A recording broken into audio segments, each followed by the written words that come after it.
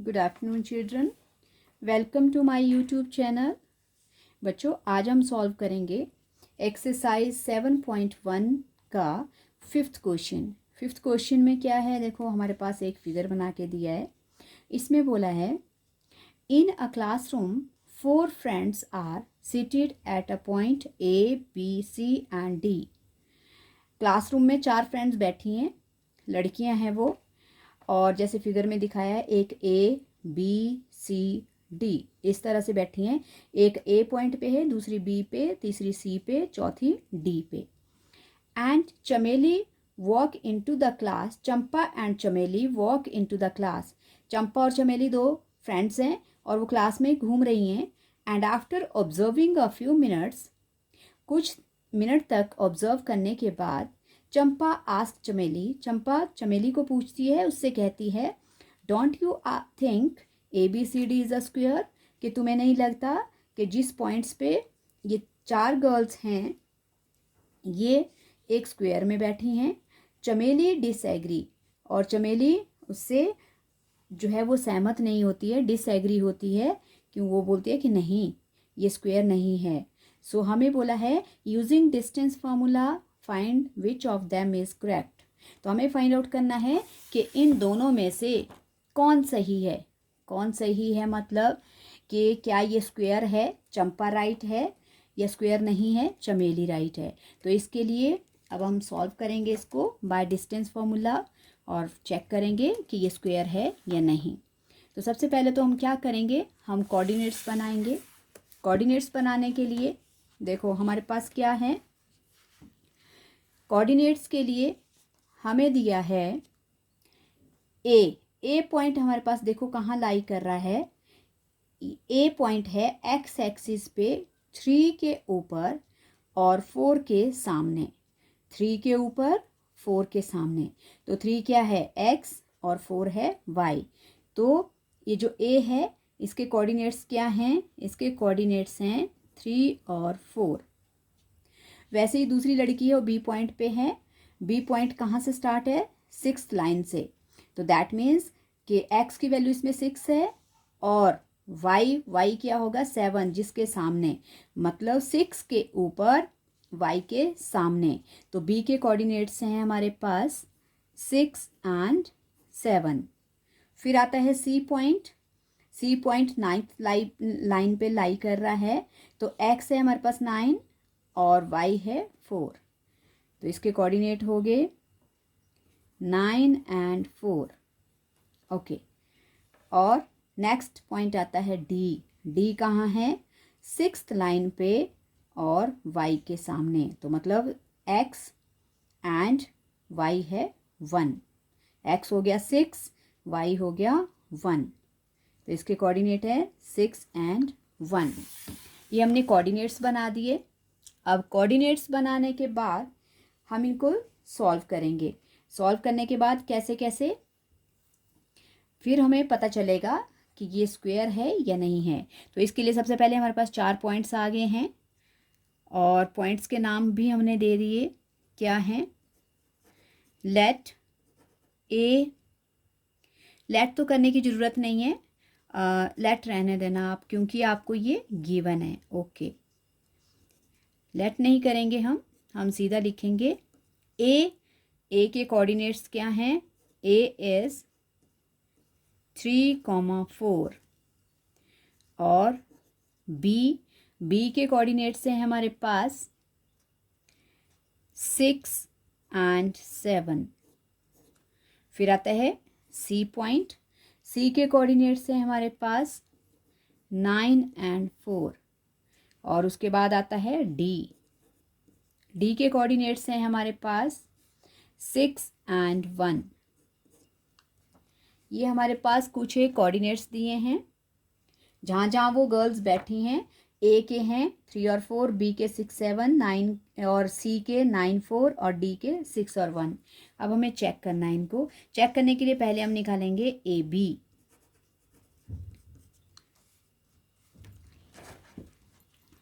हम यूज़ कर रहे हैं distance formula.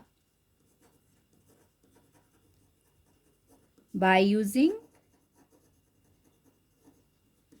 Distance formula AB equals to under root x2 minus x1 whole square plus y2 minus y1 whole square. इसके लिए आपको पता है दो कोऑर्डिनेट्स होते हैं, उनमें से एक में x एक में y बनता है। तो ए बी ये दो पॉइंट्स हैं, इसमें a से बनेगा x1 y1 और b से x2 y2। ओके, तो हमारे पास क्या क्या वैल्यूज़ हैं? x2 कितना है हमारे पास 6 माइनस x1 कितना है 3 होल स्क्वायर, y2 कितना है 7 और y1 है 4। ओके,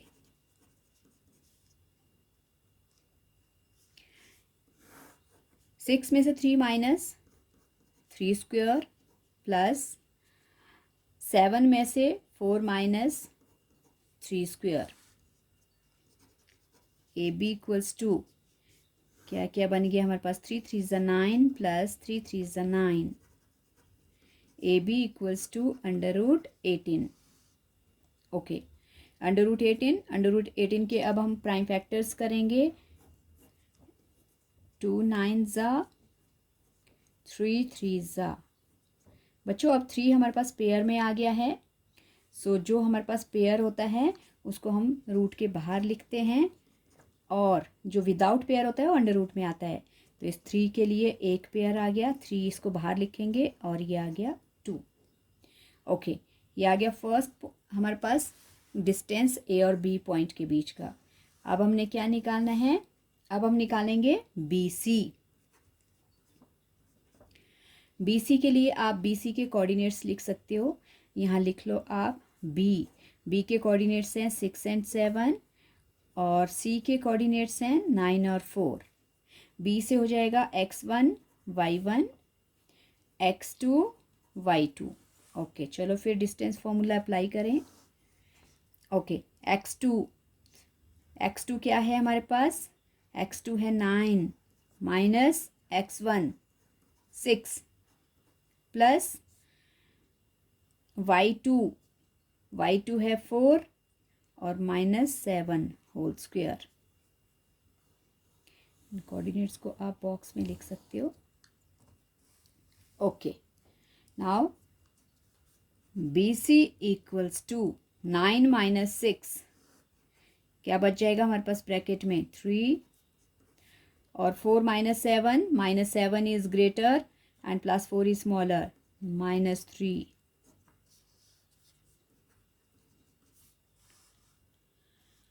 ओके, 3 का square 9 plus 9। B C equals to under root 18 और बी सी की वैल्यू भी हमारे पास कितनी आ गई? वही जैसा ऊपर आया था 3 अंडर रूट 2। ओके, नेक्स्ट अब हम क्या निकालेंगे? ए बी हो गया, बी सी हो गया, अब हम निकालेंगे C D. Okay, C D के लिए पहले उसके कोऑर्डिनेट्स लिख लेंगे। सी के कोऑर्डिनेट्स हैं 9 एंड 4 और डी के कोऑर्डिनेट्स हैं 6 एंड 1। कोऑर्डिनेट्स हमने लिख लिए। फिर सी से x1 y1 और डी से x2 y2। Again distance formula x2 is 6 minus x1 is 9, y2 is 1, y1 is 4 square।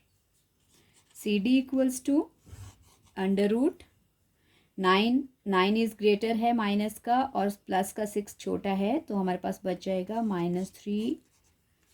वैसे ही यहाँ भी -4 बड़ा है, प्लस का 1 छोटा है, तो क्या बच गया बच्चों हमारे पास -3।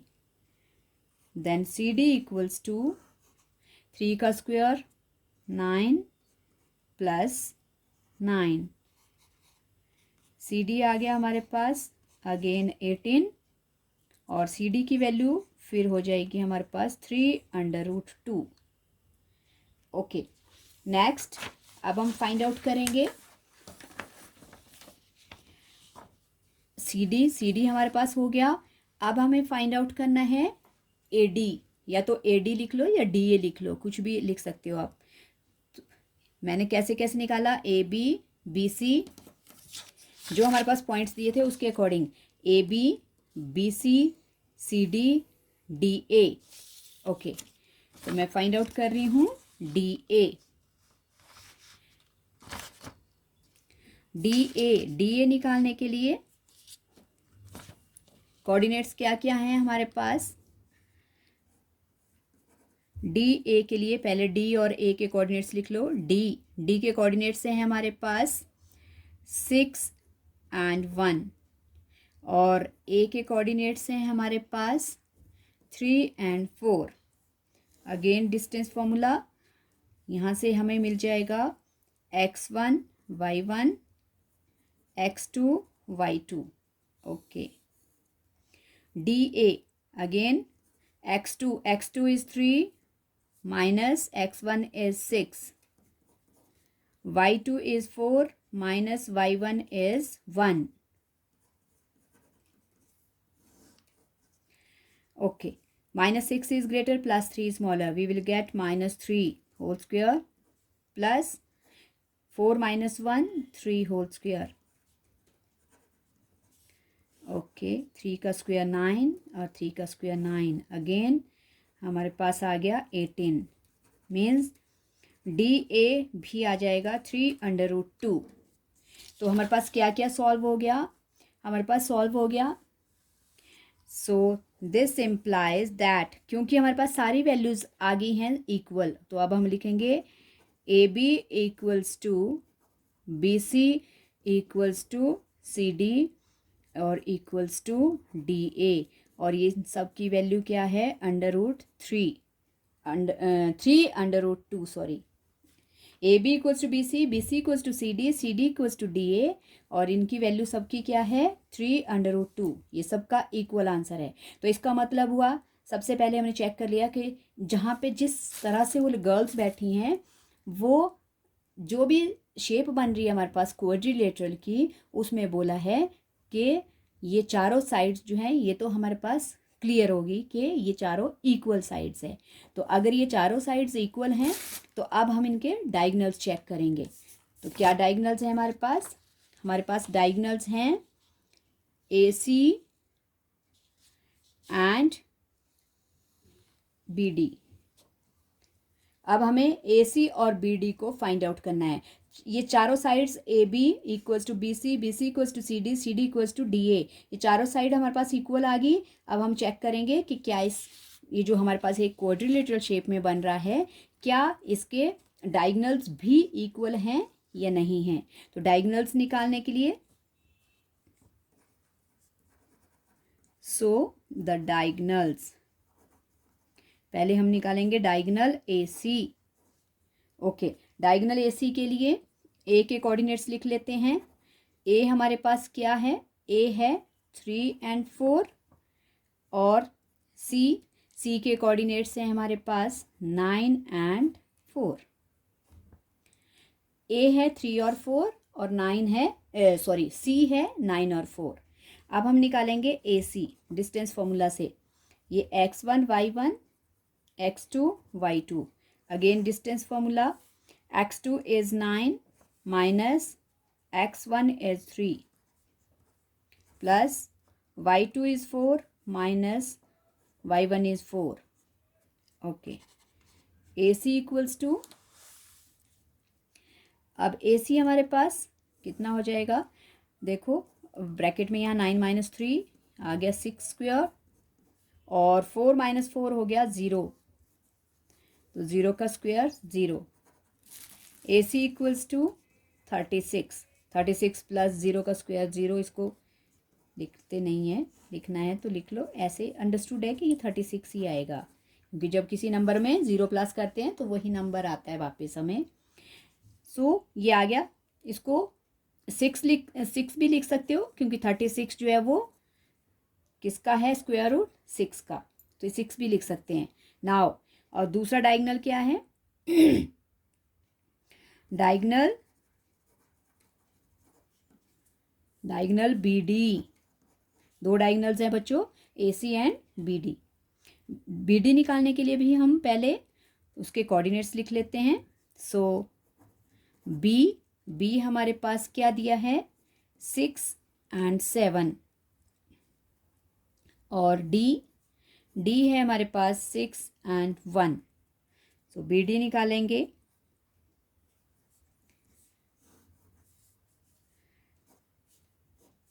x1 y1 x2 y2। Okay, x2 is 6 minus x1 is 6। दूसरे ब्रैकेट में y2 is 1 and y1 is 7। 1 minus 7। Okay, so BD equals to 6 minus 6 0, और यहाँ बच गया -6। 0 प्लस 36। BD भी आ गया हमारे पास, √36 means 6। So therefore AC also BD, और ये हैं 6। ओके, तो अब हमारे पास क्या आ गया, ये जो हमारे पास एक क्वाड्रिलेटरल शेप थी जिसमें वो गर्ल्स बैठी हुई थी, जिसको हमें चेक करना था कि वो स्क्वायर है या नहीं, उसमें हमें चारों साइड्स इक्वल आ गई हमारे पास, और डायगनल्स भी इक्वल आ गए। तो बच्चों, जब किसी क्वाड्रिलेटरल की चारों साइड्स इक्वल होती हैं और डायगनल्स भी इक्वल होते हैं तो वो क्या होता है, वो स्क्वायर होता है। तो हम लिखेंगे yes Champa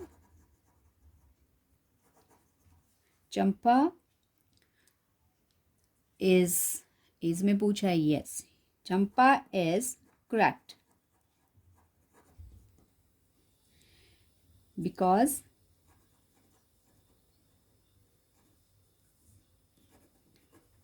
ABCD is a square.